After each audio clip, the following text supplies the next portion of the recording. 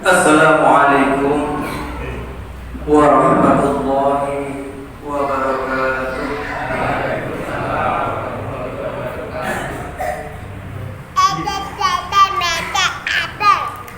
Alhamdulillah, nahmaduhu wa nasta'inuhu wa nastaghfiruh wa na'udzu billahi min shururi anfusina wa min sayyiati a'malina, may yahdihillahu fala mudilla lahu wa man yudlil fala hadiya lahu. Asyhadu an la ilaha illallah wahdahu la syarika lahu wa asyhadu anna Muhammadan abduhu wa rasuluh la nabiyya ba'dah. Allahumma shalli wa sallim wa barik ala Muhammad wa ala alihi wa ashabihi wa man tabi'ahum bi ihsan ila yaumiddin, amma ba'd. Bapak Ibu hadirin sekalian yang dirahmati Allah Subhanahu wa taala, mari kita bersyukur kepada Allah Subhanahu wa taala atas segala karunia-Nya yang telah dilimpahkan kepada kita semua, sehingga pada kesempatan yang berbahagia ini kita bisa berkumpul di riyadhatul jannah di dunia, yakni taman surganya Allah di dunia, yaitu majlis zikir, majlis taklim. Semoga kita nanti juga akan dikumpulkan oleh Allah Subhanahu wa taala di riyadhatul jannah fil akhirah. Amin amin ya rabbal alamin. Salawat dan salam semoga senantiasa Allah limpahkan kepada Rasul kita Rasulullah Muhammad sallallahu alaihi wasallam, keluarganya, para sahabatnya, para tabi'in, para tabi'in dan juga kepada kita semua yang senantiasa istiqamah dalam melaksanakan sunnah-sunnahnya. Mudah-mudahan kita diakui sebagai umatnya berhak menerima syafaat yaumil qiyamah. Amin amin ya rabbal alamin. Bapak Ibu hadirin sekalian yang dirahmati Allah Subhanahu wa taala, pada kesempatan yang berbahagia ini kita akan melanjutkan kajian kita kitab Bulughul Maram min Ahkam, karya dari Al-Hafidz Ibnu Hajar Al-Asqalani. Kita sampai kepada hadis nomor 3, masih dalam kitab Thaharah, kitab yang membahas masalah thaharah, babnya babul niyah, bab tentang air. Al-niyah jamak dari ma'un. Mari kita baca hadisnya. Hadis nomor 3. Wa an Abi Umamah Al-Bahili radhiyallahu anhu qala Rasulullah sallallahu alaihi wasallam, innal ma'a la yunajjisuhu syai'un illa ma ghalaba 'ala rihihi wa ta'mihi wa lawnihi. Akhrajahu Ibnu Majah wa dha'afahu Abu Hatim.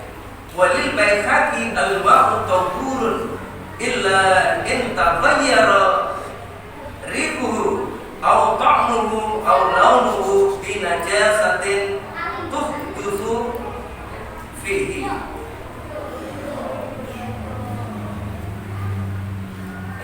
Hadis ini dari Abi Umamah Al-Bahili.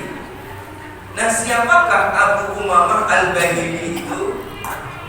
Abu Umamah Al-Bahili ini adalah nama kunyah, nama populernya.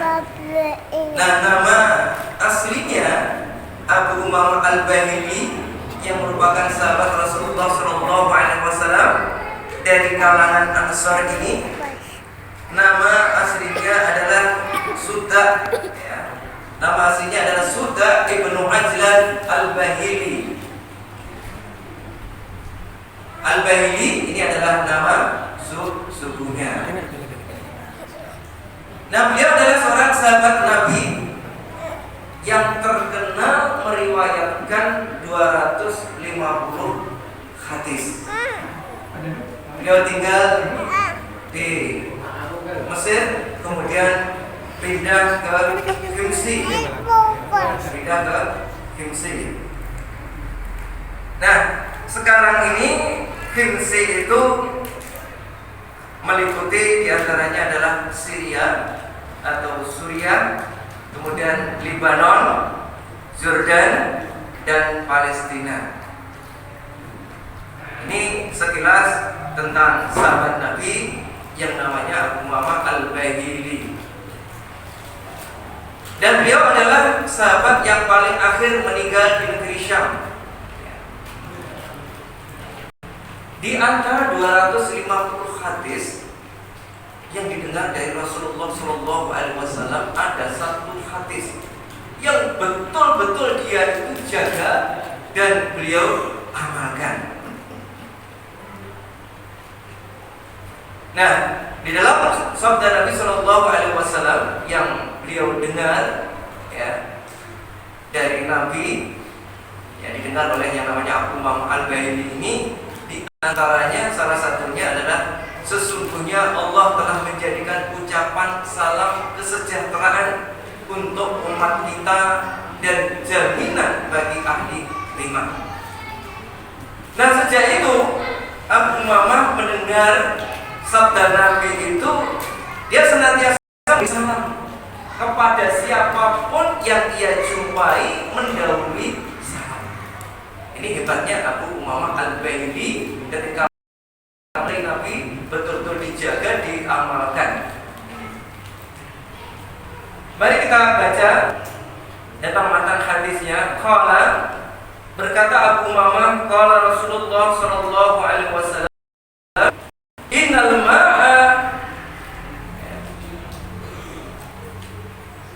innal ma'a la yunajisu say'un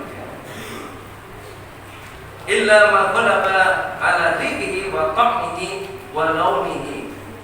Jadi sesungguhnya air itu, ya, pada hakikatnya adalah tahurun, adalah suci. Nah, ini kita kembali pada hadis yang lalu yang nomor 2. Di dalam hadis tersebut dijelaskan bahwa al-ma'u tahurun, pada hakikatnya air itu adalah suci. Ini sebagaimana di dalam hadis sumur budoah. Hadis sumur budoah itu adalah berkait dengan sumur, ya, di zaman Nabi ini di Madinah. Sumur ini ketika hujan deras banyak kotoran yang terbawa air, ya, baik kotoran manusia, kemudian juga bekas haid, kemudian juga bangkai anjing ikut terbawa oleh air dan masuk kepada sumur budoah. Nah, lantas para sahabat bertanya, ya Rasulullah, bolehkah kami menggunakan air ini untuk berwudu? Nah, kata Rasulullah SAW, boleh. Nah, ternyata apa? Ternyata ketika sumur dalam kondisi air yang pada asalnya adalah suci, ketika kemasukan najis, kemudian najis itu tidak memberikan efek baik warna, rasa maupun baunya, maka status air itu adalah tahurun, adalah suci. Demikian juga terkait dengan sumur budoah seperti ini. Nanti kita akan kasih terkait dengan kaitannya dengan dua bulan, ya, tentang dua bulan, hadis yang berkaitan dengan dua bulan, bahwa ketika ukurannya 2 bulan atau lebih, maka ketika kemasukan air, ya, ini dianggap tetap dalam kondisi gugur atau suci. Ya.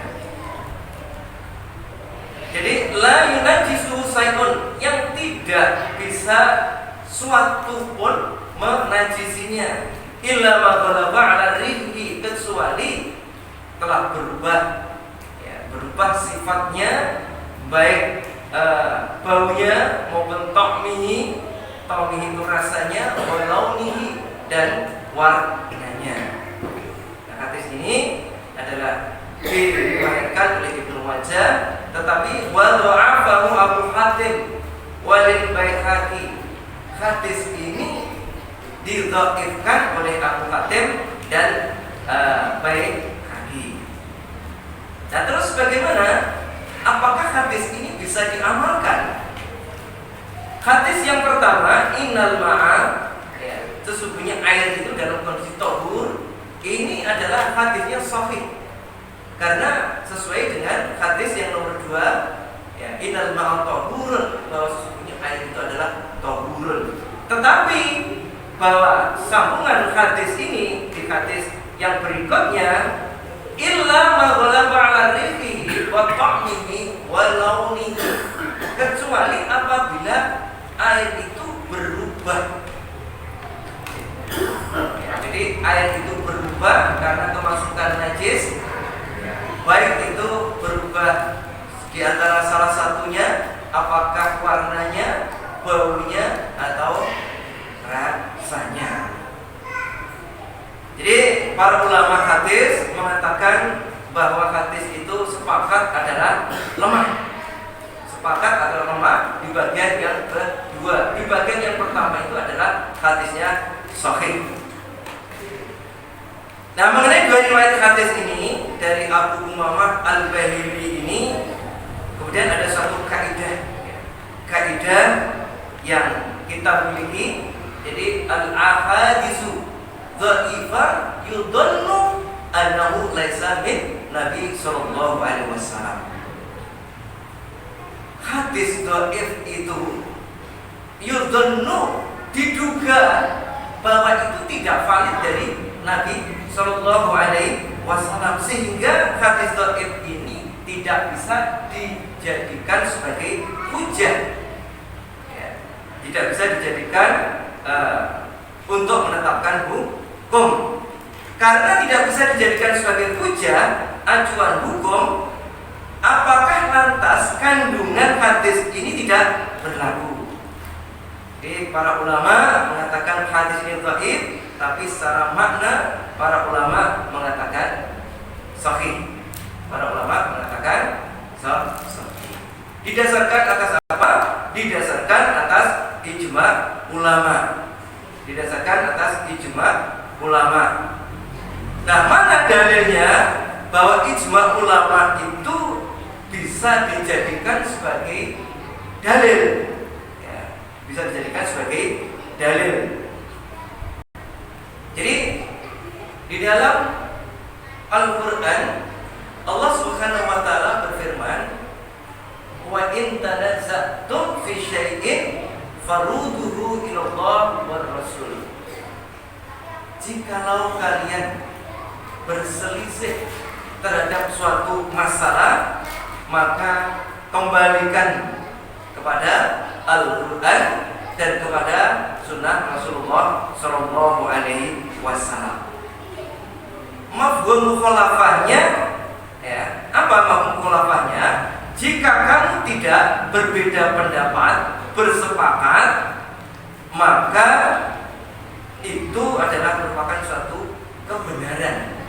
Inna ummati la tajtami'u ala dhalalati. Sesungguhnya umatku itu tidak akan pernah bersepakat, ya, di dalam kesesatan. Ini yang dijadikan oleh para ulama, mayoritas ulama mengatakan tentang ijma. Makanya di dalam sumber hukum, ya, sumber hukum di samping Al-Quran, kemudian sunnah, kemudian ada ijma dan seterusnya. Ini. Nah, kemudian Imam Nawawi juga mengatakan, ya, qala Nawawi ajma'al ulama 'ala al-qawli bi hukmi hadhihi ziyadah. Ya. Jadi Imam Nawawi mengatakan para ulama itu telah ijma', bersepakat tentang ucapan tersebut, ya, ucapan tersebut di bagian kedua yang dianggap itu adalah bukan dari Nabi, tetapi dihukumi ini adalah benar. Dihukumi adalah benar. Kemudian juga waqala Ibnu Munzir, ajma'al ulama ala anal ma'a qalil wal katsir idza waqa'at fihi najasah fa ghayyarat lahu ta'aman wa launan aw rihan fa huwa najisun. Jadi Ibnu Munzir mengatakan para ulama sepakat bahwa sesungguhnya air, apakah air itu sedikit ataukah air itu banyak, apabila kemasukan najis. Apabila kemasukan najis kemudian mengubah salah satu sifatnya, apakah itu warna, apakah itu rasa maupun baunya, maka air itu statusnya menjadi najis. Ini adalah ijma ulama. Ijma ulama. Bapak sekalian yang dirahmati Allah Subhanahu wa taala, jadi jelasnya di dalam hadis nomor 3 ini ya, di dalam hadis nomor 3 ini bahwasanya pada hakikatnya air itu adalah tahur, air itu adalah suci. Air suci selama tidak ada yang menajisinya. Dalam kondisi air itu tetap tidak ada pengaruhnya, baik warna, rasa, dan baunya, maka air tersebut jadi tetap dalam kondisi suci. Tetapi ketika berubah, maka air tersebut yang kemasukan najis itu menjadi menjadi air yang najis. Bapak sekalian yang dirahmati Allah Subhanahu wa taala,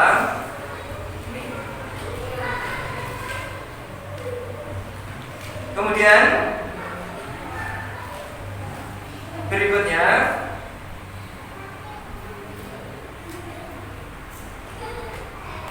jadi bahwa pernyataan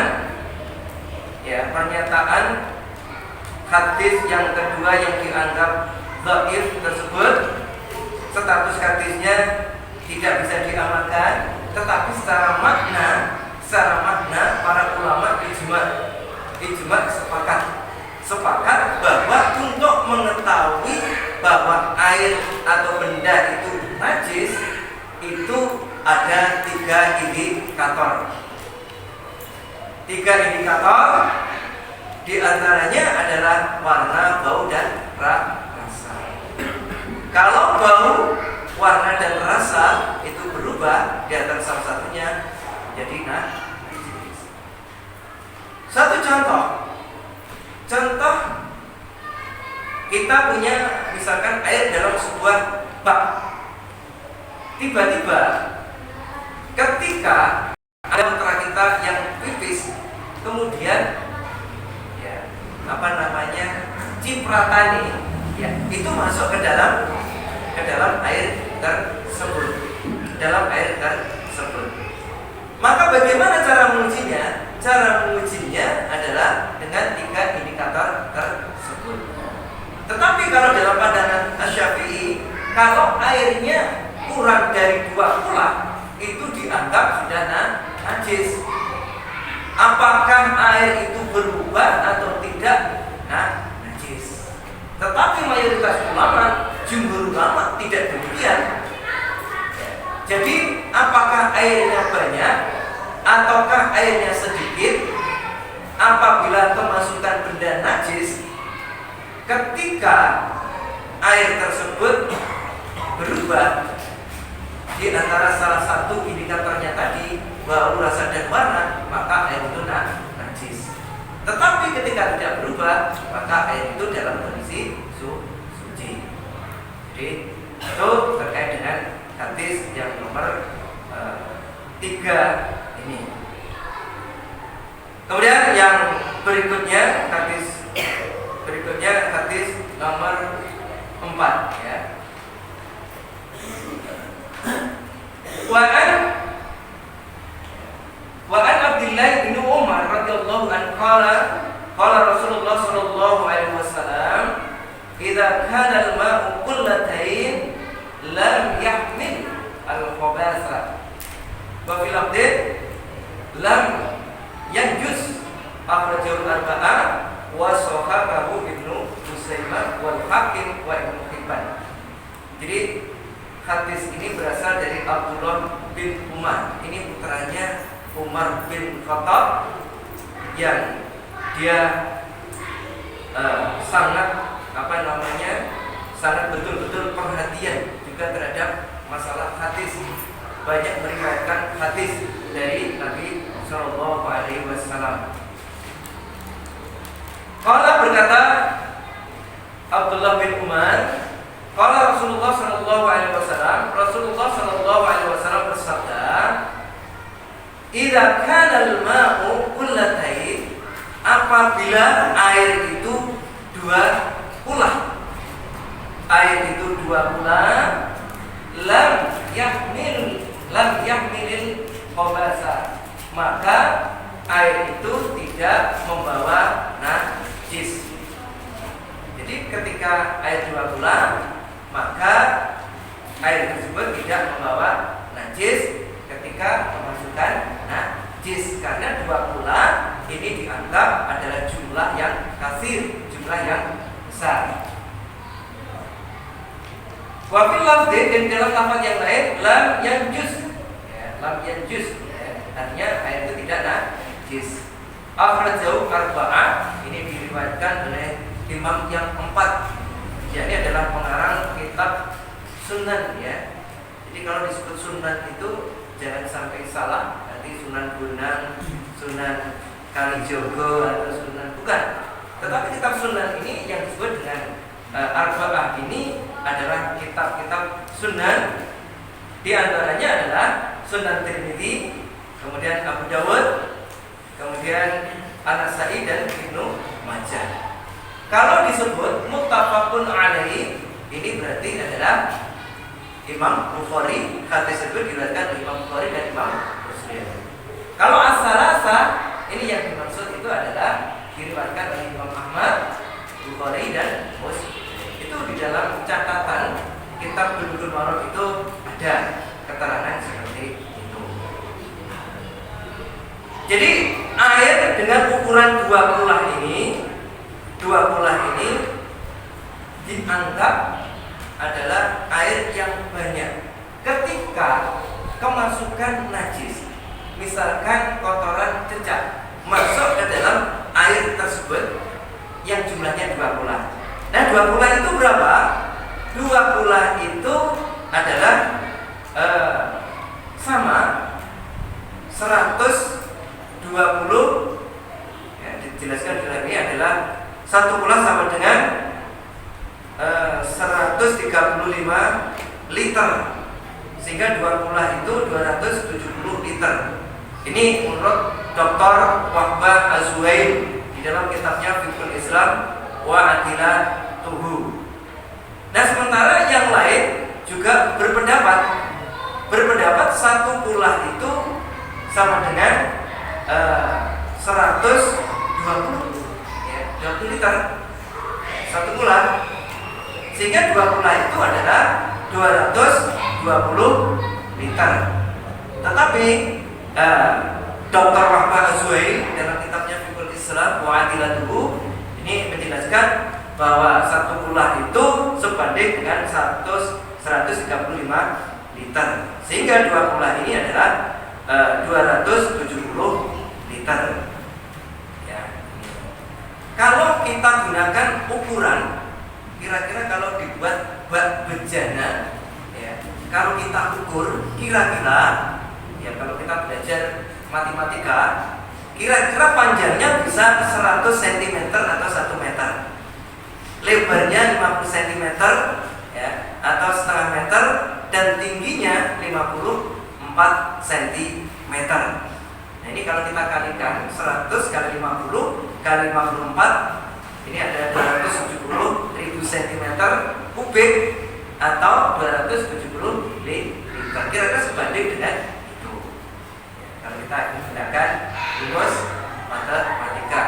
Nah, ketika yang namanya najis masuk, misalkan kotoran cecak atau mungkin kotoran tikus, di dalam air yang dua kulah ini biasanya nggak ngefek. Air itu nggak tidak, kotorannya tidak membawa dampak atau pengaruh, sehingga kondisi air itu statusnya tetap dalam kondisi tahur, tetap suci. Makanya Imam Asy-Syafi'i berpandangan kalau air itu dua kulah, ini hadisnya sahih.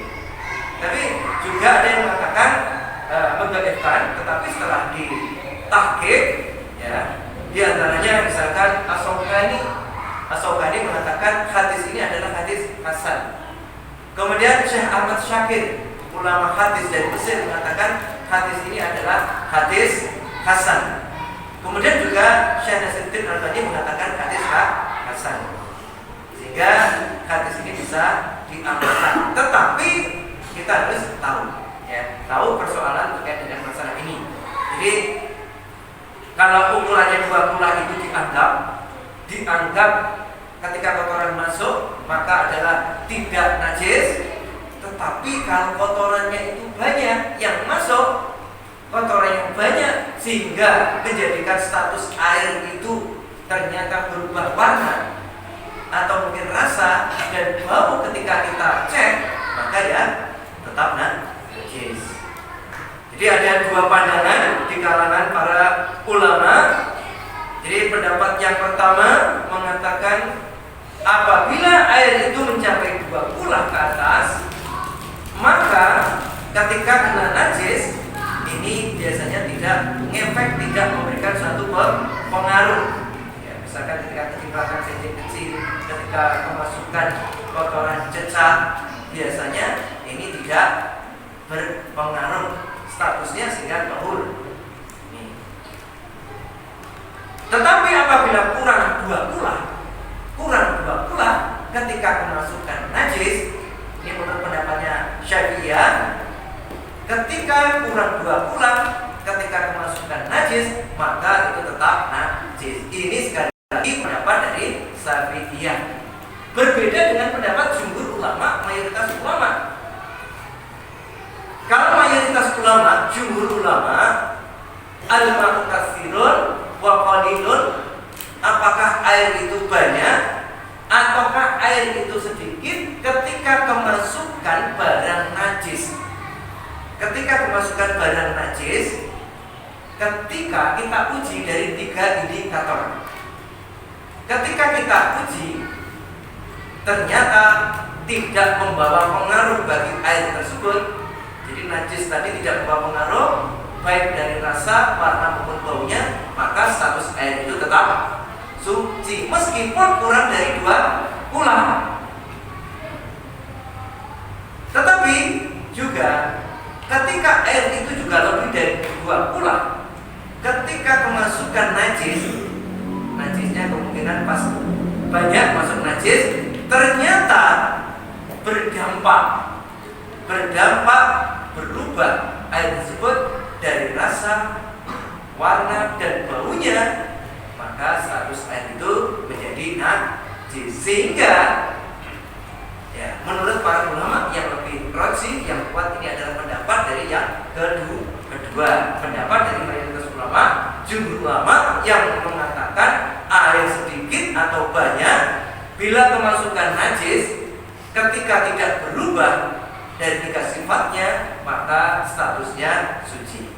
Ketika berubah statusnya, salah satu statusnya, maka air itu adalah najis meskipun itu lebih dari 2 kulah. Ini ya. Kemudian kita lanjutkan dan kita cepat terkait dengan hadis yang nomor 5. Hadis nomor 5 ini berkaitan larangan mandi di tempat di mana air tersebut adalah tidak mengalir, ya tidak mengalir atau dalam kondisi air rokit atau diam. Yang dimaksud seperti apa? Ini ya. Hadis nomor 5. Wa an Abi Hurairah radhiyallahu anhu qala Qala Rasulullah sallallahu alaihi wasallam, la yaqtasil ahadukum fil ma'id da'im wa huwa junubun. Akhrajahu Muslim wal Bukhari, ya. La yaqulanna ahadukum fil ma'il ladzi fil ma'id da'im alladzi la yajri summa yaqtasil fihi. Wal Muslim minhu, ada tambahan. Wal Abi Dawud wala yaqtasil fihi minal janabah, ya. Jadi hadis ini diriwayatkan Imam Muslim, kemudian juga Imam Bukhari, ya. Jadi dari Abu Hurairah radhiyallahu anhu, qala, beliau berkata, qala Rasulullah sallallahu alaihi wasallam, la yaqtasil ahadukum.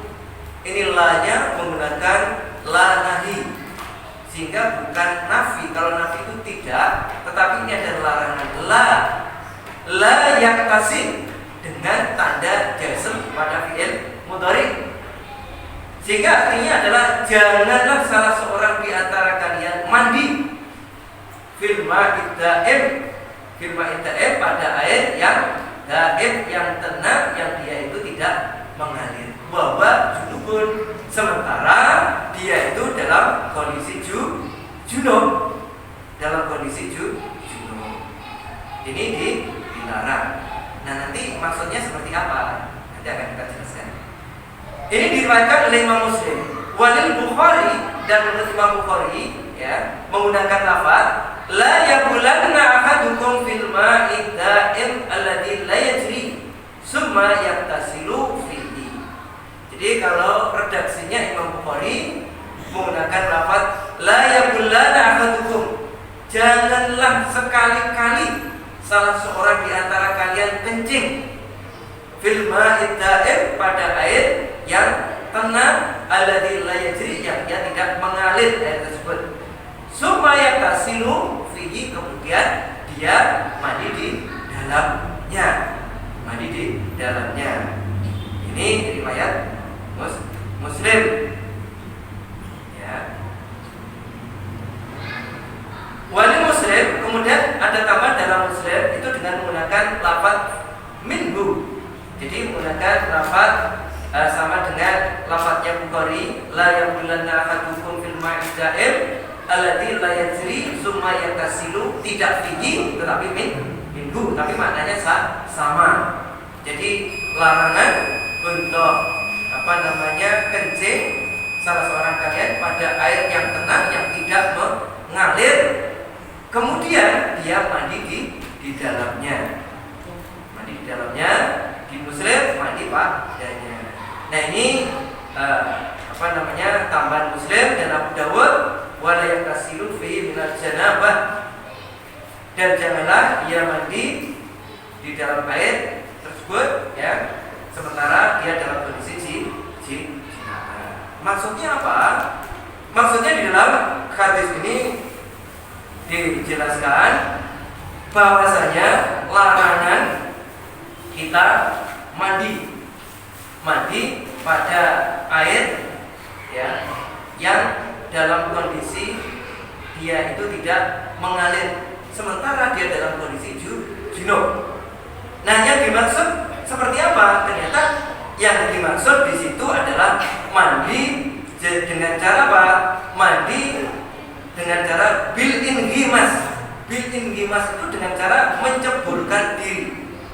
Jadi dijelaskan di dalam satu kitab Fiqhul Islam, Syarah Bulughul Maram min Jami'il Ahkam, ya, Abdul Qadir Saibah Al-Hamdi, ya. Dijelaskan yang dimaksud itu adalah seseorang mandi dalam sebuah bejana, kemudian dia itu inghimas, dia dalam kondisi junub, karena ini air tersebut.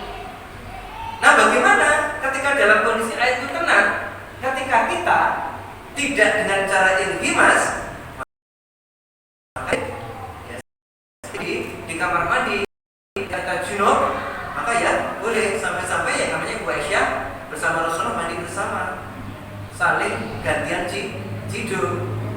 Ya, sehingga di syarah ini dijelaskan yang dimaksud itu adalah la yaqtasil fihi bil inghimas, ya.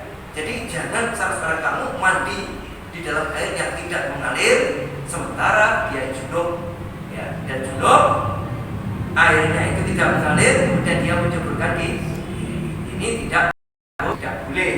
Demikian juga larangan kita ketika kita kencing pada air yang tenang tidak mengalir, ya. Kemudian dia itu mandi di dalamnya, karena air ini kalau jumlahnya kecil, ya, jumlahnya kecil, ketika kena yang namanya pipis dan itu nanti membawa dampak ketika berubah rasa, bau dan warna, itu kan menjadi najis, tidak boleh kita gunakan untuk mandi, kecuali mungkin airnya itu air yang banyak, ya, di kolam renang yang jumlahnya kan banyak, ketika ada yang pipis kira-kira nggak bawa dampak karena nggak kecil, toh itu nanti juga air tersebut mengalir, jadi itu tidak apa-apa. Ketika ingimas ini yang dilarang. Baik sekalian yang dirahmati Allah Subhanahu wa taala. Jadi ini hadis yang kita kaji pada malam hari ini, ya. Jadi kesimpulannya bahwasanya air itu pada hakikatnya dalam kondisi tuhur suci, ya. Tetapi ketika kena najis, kemasukan najis, apakah air itu sedikit atau banyak, ketika najis masuk dan berpengaruh baik dari salah satu rasa, warna dan baunya mempengaruhi air tersebut, air tadi menjadi najis. Ketika air tersebut dalam kondisi tidak berpengaruh, maka statusnya tetap dalam kondisi tuhur atau suci dan bisa digunakan untuk bersuci atau berwudu. Itu kesimpulannya. Kesimpulan yang kedua, kita dilarang untuk mandi dalam air yang tenang, la yajri, yang tidak mengalir. Syekh Syaibah menjelaskan di sini yang dimaksud dengan inhimas, kita mandi di tempat di air yang tenang tidak mengalir, kita dalam kondisi junub, adus, kemudian kungkum, ya, airnya akan rusak. Ini yang menjadikan najis. Bila mana kita tidak inhimas, kita mandi dengan cara ciduk, ya, ini kan tidak membawa dampak karena kita nggak masuk situ, maka ini adalah boleh dan tadi tidak najis. Kemudian kita dilarang, ya, mandi ketika di air yang tidak mengalir, kemudian air tersebut dikencingi, ya. Karena ini dampaknya apa? Air tersebut akan menjadi najis ketika air itu sedikit. Ketika jumlahnya air besar di kolam renang, ini akan bisa netral, artinya tidak bawa dampak, sehingga air tersebut statusnya masih dalam kondisi tuhur. Apalagi juga di kolam renang juga biasanya mengalir, ya. Nah, saya kira ini kesimpulan kajian hadis pada malam hari ini. Mudah-mudahan bisa kita fahami, bisa kita amalkan. Nasrul minallah wa fathun qarib wa basyiril mu'minin. Subhanakallahumma wa bihamdika asyhadu an la ilaha illa anta astaghfiruka wa atubu ilaik. Walhamdulillahirabbil alamin. Assalamualaikum warahmatullahi wabarakatuh.